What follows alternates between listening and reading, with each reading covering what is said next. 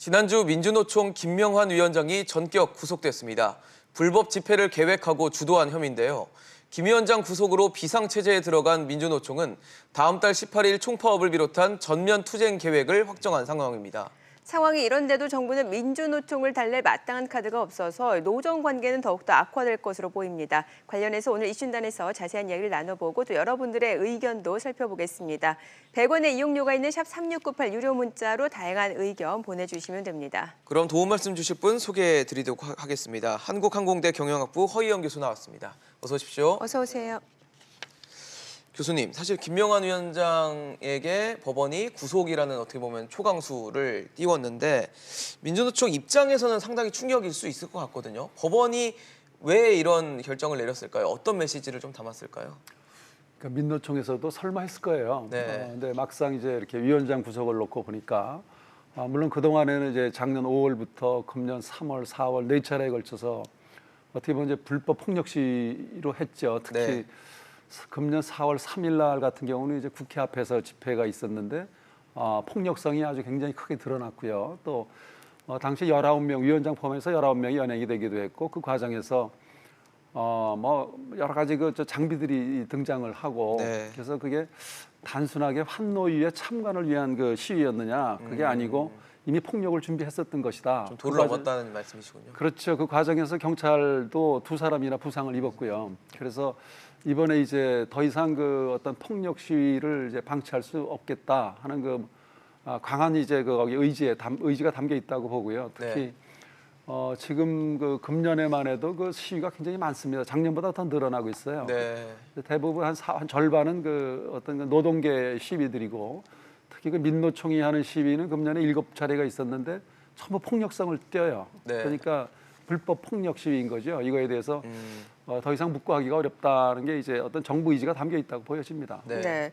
사실 문재인 정부 출범 이후에 이른바 촛불 청구서 논란으로 삐걱대긴 했습니다만 이렇게 뭐 큰 충돌이 있었나라고 생각해 보면 또 딱히 떠오르지 않는 것 같고 어떤 일들이 있었는지 좀 정리를 해볼까요? 그동안 그 이 문재인 정부의 그 최대 그 출범 과정에서 가장 그 기여도가 높았다고 해야 되나요? 네. 민노총하고 전교조죠. 그 촛불을 다시 주도해 주었고. 네. 그런데 그게 집권이 초기에는 이런 밀월 관계가 시간이 지나면서 이제 좀 삐걱대기 시작하는 게 사실은 그 문재인 대통령도 대선 시절하고 실제로 이때 정권을 책임지게 되면은 이 노동계하고 이렇게 늘 밀월 관계로 갈 수가 없어요. 그래서 작년 11월에 이미 청와대가 어떤 메시지가 나왔죠. 네. 민노총이나 전교조가 더 이상 사회적 약자가 아니다. 좀 이해해달라. 당시에 보면은 뭐 유연근로제에 반대한다. 예. 그다음에 경로사회 사회적 대화에 참여 안 하겠다 이렇게 하니까 대통령도 곤혹스러운 겁니다. 그래서 한때는 같은 동지였지만 그렇죠. 지금 국정을 끌어가는 책임 있는 입장에서 보면 노동계가 왜 이렇게 협조를 안 해줄까 하는 그 섭섭함이 또 깔려 있는 겁니다. 네. 그 사실 교수님 말씀하신 것처럼 정부 입장에서는 민주노총이라는 곳이 일자리 문제 해결을 위해서라도 네. 굉장히 중요한 협상 파트너일 수 있거든요. 그렇습니다. 카운터 파트고. 그렇습니다. 그런데 지금 이렇게 상황이 되기까지는 분명히 정부에서도 하다 안 된 뭐 그런 상황이 아닐까라는 생각이 듭니다. 예, 지금 문재인 대통령은 처음부터 그 일자리 정부를 표방했고요. 예. 네. 아마 뭐 청와대 집무실에 그 들어가시면서 실시간 그 현황판이 일자리 상황판까지 있었죠. 거는 예. 그 세레모니도 하셨고 네. 또 노동이 존중받는 사회를 표방하셨죠. 그런데 지금 이 경제가 원하는 대로 가고 있질 않죠. 네. 아주 쉽게 말하면은 그 지금 정부의 경제 정책이라고 하는 게 소득주도 성장이라든가 혁신 경제라든가 공정 경제가 그대로 작동이 되고 해서 지금 순기능이 나와줘야 될 시기인데 네. 2년이 지나면서 더욱 어려워지고 있어요. 사실은 일자리는 참사가 일어났죠. 네. 오히려 일자리를 늘리겠다고 했는데 많은 그 돈을 쏟아부었는데도 불구하고 일자리는 오히려 줄고 있거든요. 예.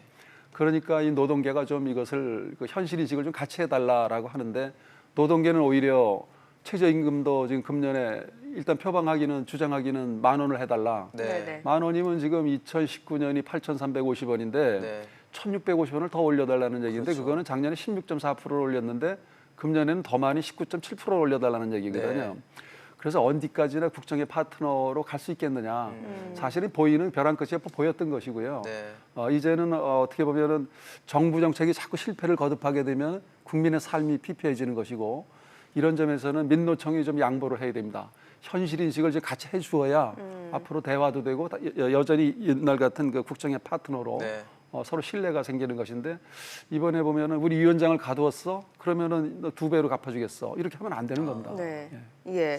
뭐 사실 역대 어느 정부보다도 지금 문정부 자체는 친노동 성향을 보여왔고 그렇습니다. 또 김명환 위원장은 민주노총 내에서도 온건파로 불리고 온건파죠. 있는데 예. 이렇게 간극이 벌어진 이유가 뭐라고 볼 수 있을까요? 조금 전에 말씀드렸던 예. 대로 이 경제 현실은 엄연하거든요. 경제, 예. 예, 그 어떤 같은 목소리를 내다가도 그건 이제 대선 때 얘기예요. 대선 네. 때 뭐 비정규직을 정규화하겠다라든가 10,000원의 최저임금을 보장해주겠다라고 하는 것은 그거는 그야말로 슬로건이었고 표를 얻기 위한 표심을 사기 위한 그 대선 과정의 공약이었죠. 네. 그런데 사실 그것이 지금 정부가 2년이 지나면서 내부의 문제, 스스로의 경제 정책에서도 실패를 했고, 그다음에 이제 미중 그 무역 전쟁으로 이제 비화가 되고 있는데 네. 그 외부 여건이 이제 만만치가 않고요. 네. 그러는 사이에 우리 그 경제 성장의 동력도 지금 찾기가 어려워졌는데 예. 이러다 보니까 지금 그 과거의 약속은 참 지키기가 어려워진 것이다.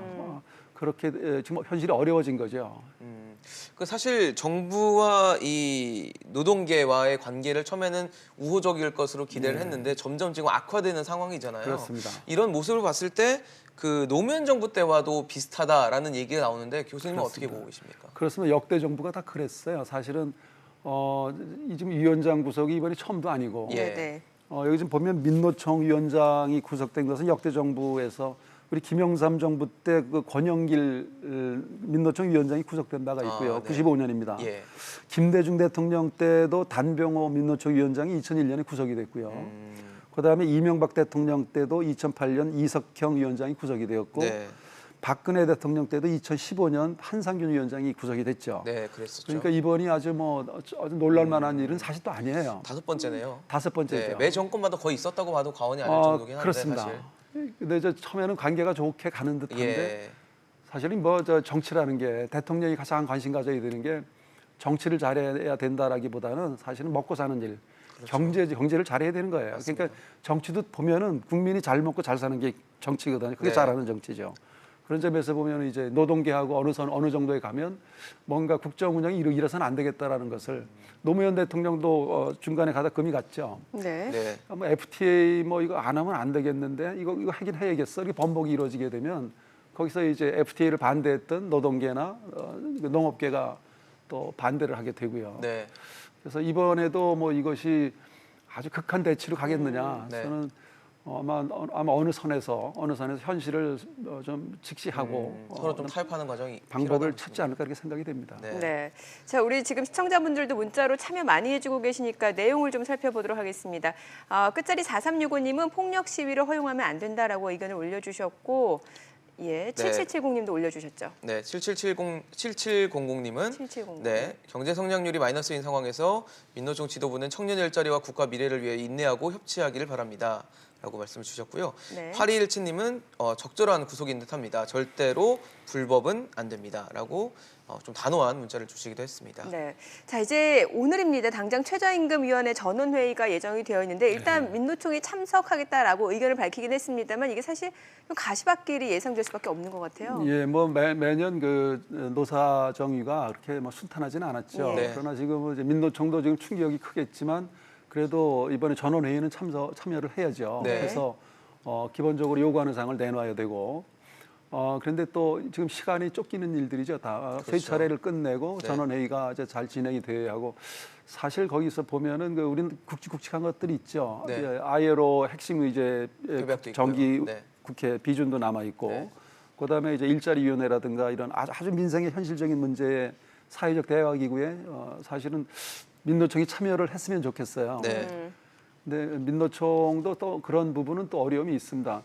우리나라 노동계를 과연 대표한다고 할 수 있겠느냐라면은 그것은 자신 없을 겁니다. 왜냐하면 취업 노동자가 고용 근로자가 한 2,600만 명인데 네. 지금 민노총이 약 100만 명이 참여 못 들거든요. 네, 뭐 넘었다 넘었다고는 하는데 말았다 뭐 하는 것 같더라고요. 그러니까 결국 전체가 2,600만 명 중에 100만 명 정도 이것도 보면은 그 가입률도 낮을 뿐더러 또 어떤 투쟁에 나서게 되면은 파업의 참여율도 뭐 그렇게 높지는 높지는 않아요. 않아서. 그게 무슨 뭐 50만이 참여하거나 뭐 그런 것도 아니고. 네네.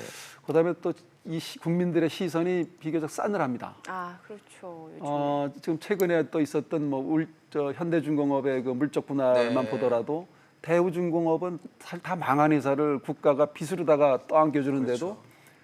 대우중공업도 사실 적자를 그렇게 내면서도 연봉 평균 직원 연봉을 어떻게 6,500만 원씩 받느냐라는 그 국민적인 그 시선을 의식 안 할 수가 없죠. 그렇죠. 그러면서 어떻게 생존권을 외치느냐 그런 점에서는 이렇게 뭐 길거리로 나가서 장외투쟁으로 어떤 뭐 승부를 걸기에는 좀 부담스러운 면이 있습니다. 네. 사실 민주노총 같은 경우는 지금 이제 청와대나 정부에서 대화를 요청하더라도 받아들이지 않겠다. 지금은 좀 완강하게 그렇게 얘기를 하고 있는데 그러면 사실 계속 나빠졌던 어떤 노정 관계가 더 안 좋아지는 국면으로 접어들지 않겠냐는 우려도 있거든요. 예, 그 노정 관계가 반드시 좋아야 되는 건 아니에요. 예. 물론 문재인 대통령과 뭐 민노총의 관계는 각별하다고 하더라도 예.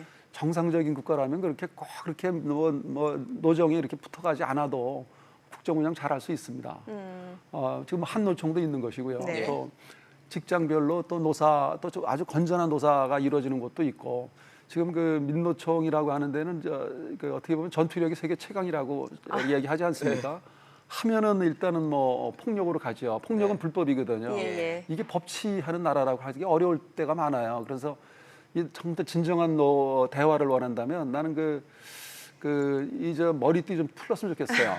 빨간 머리띠 풀고 전투복 벗으면요 사람이 달라집니다. 사실은 그 노사라는 게 원래 사용자가 있고 노동자가 있는 것인데 네. 네.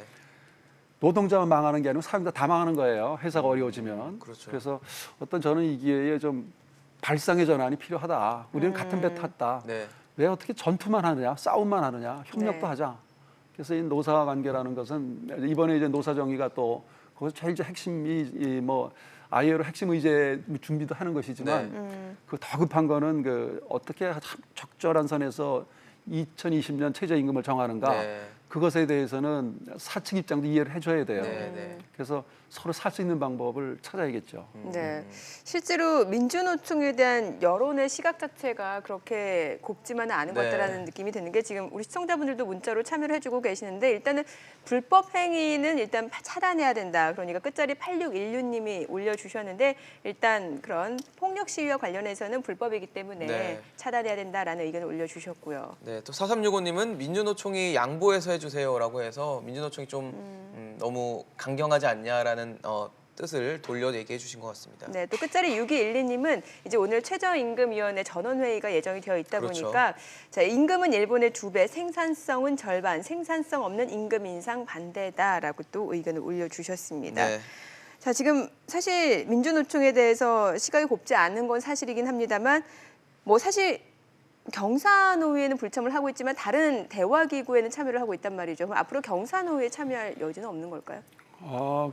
사실 그 작년에 경사노위를 거절했죠. 네. 경사노위를 거절한 것을 제가 그때 볼 때, 야 이거는 우리가 노사정으로 좀 가는 것이고 정부가 중재하는 것이고 우리는 노사와 우리는 뭐 그렇습니다. 이걸 협력하는 것보다는 우리는 싸운다.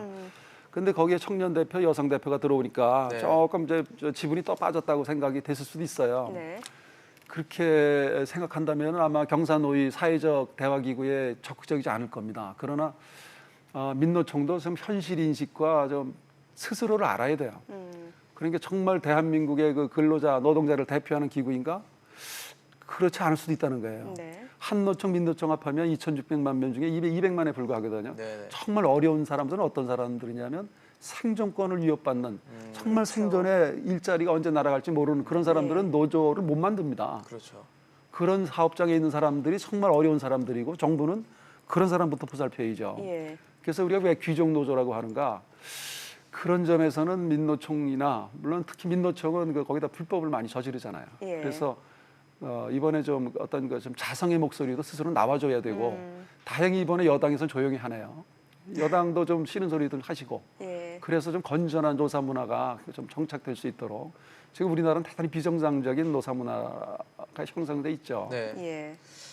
사실 그러면 사실 뭐 노정 관계도 있고 여러 가지 관계를 봤을 때는 대화가 좀 이루어져야 서로 의견도 나누고 뭐 양보할 건 양보하고 할 텐데 예. 지금 현 상황에서는 사실 대화 창구 자체를 열지 않겠다고 하면서 협치나 뭐 양보에 대한 사실 가능성은 보이지 않은 상황이거든요. 예, 지금 이렇게 또 청와대는 지금 입을 닫고 있고 네. 법대로 하겠다는 것 같고 또 어떻게 보면 국정을 일부 같이 책임지는 여당에서는 목소리 죽이고 있고 그러니까 화가 난 쪽은 이제 민노총인데 지금 뭐 그런 거죠. 뭐 청와대 앞에 가서 시위하고 네. 이번엔 같이 안 참겠다. 10월에 두고 보자. 7월에 두고 보자. 총파업하겠다. 네. 그런데 지금 이것을 어떻게 대화로 끌어가느냐 하는 것은 저는 그렇게 봅니다. 우리 경제 현실에 대해서 아주 엄중한 경제 현실에 대해서 우리 상황을 좀 같이 펼쳐놓고 보자. 지금 우리가 그 임금 인상을 계속 요구하고 노조가 원하는 대로 비정규직을 다 정규화시켜주고 하는 또 물적 분할, 그러니까 이 굉장히 부실한 그 대우 조선해양과의 그 합병을 그렇게 막아야 되는가, 언제까지 국가의 빚을 갖다가 내줘야 되는가 하는 지금 우리 경제가 매우 불투명해졌다, 불확실성이 높아졌다. 앞으로 그 우리나라는 이미 그 여러 가지 거시경제 지표를 보면 장기 불황에 들어와 있어요. 그러니까 이런 걸 펼쳐놓고 야 그러면 우리 회사가 앞으로 얼마나 살아남으려면 어떻게 해야 되는가 하는 것을 노사 사업장별로 대화를 시작해야 돼요. 네네. 네. 근데 참 아쉬운 것은 늘 보면은 노동계 목소리는 큰데 예. 사용자 측 목소리는 별로 안 나와요. 뭐 기껏해야 뭐 이렇게 성명서 한번 내고 마시는데 정말로 저 경총이나 이런 데서도 정말 우리 사업장 몇 프로는 지금 한계 상황이다. 예. 우리도 죽겠다 하는 거를 좀 이런 데 나와서 이런 데 나와서 좀 얘기 좀 하셔야 된다고 생각을 해요. 좋죠. 예. 입장 표명을 노사가 분명히 여기서 하는 건 앉아서 좋죠. 네. 노동계 민노총 대표하고 경총 대표하고 앉아서 여기서 맞짱 토론을 해줘야 됩니다. 네네. 상대적으로 국민들이 노조도 판단하죠. 강성 노조란 얘기를 덜 듣겠네요. 상대적으로. 그럼요. 예. 그래서 노조에서도 내부에서도 자성의 목소리가 이제 필요한 시기다. 그렇지 않으면요 민노총도 기반이 무너질 겁니다. 네. 더 극명하게 가고 기반은 사라집니다. 그럴수록 그래서 그 알겠습니다. 사회적 영향도 줄어들게 되고 네. 그래서 원래 그 노조의 그 본래의 취지를 살리는 그런 노조로 과연 살아남겠는가 하는 우려도 사실 생깁니다. 네. 지금 어떻게 보면 자성의 목소리를 좀 내고 그럼요. 들을 수 있는 적기가 아닌가 싶은데요. 그렇습니다. 저희가 네. 또 이슈 진단 하는 동안 또 시청자 여러분들의 의견이 계속 들어오고 있어서 문자를 좀 소개해드리도록 하겠습니다. 네, 끝자리 6823님이 민노총 대한민국의 어려운 노동자가 아니다. 귀족노조 반대라고 의견을 올려주셨습니다. 네, 또 6220님은 공권력에 도전하는 민노총은 국민들의 외면을 받을 것이다라고 의견 주셨습니다. 네, 그리고 앞서 8616님 일본, 독일 생산성에 따른 임금을 비교해서 결정하라라고 올려주셨습니다. 네, 또 2300님은 노조라는 이유로 관용을 베풀지 말고 법대로 처리하라 해서 불법에 대한 좀 경계심을 나타내 주셨습니다. 네, 알겠습니다. 오늘 지금 김명환 위원장 구속과 관련해서도 최저임금위원회 전원회의가 예정이 되어 네. 있는데 관련된 여러 가지 포인트들 좀 짚어봤습니다. 허희영 교수였습니다. 잘 들었습니다. 고맙습니다. 그렇습니다.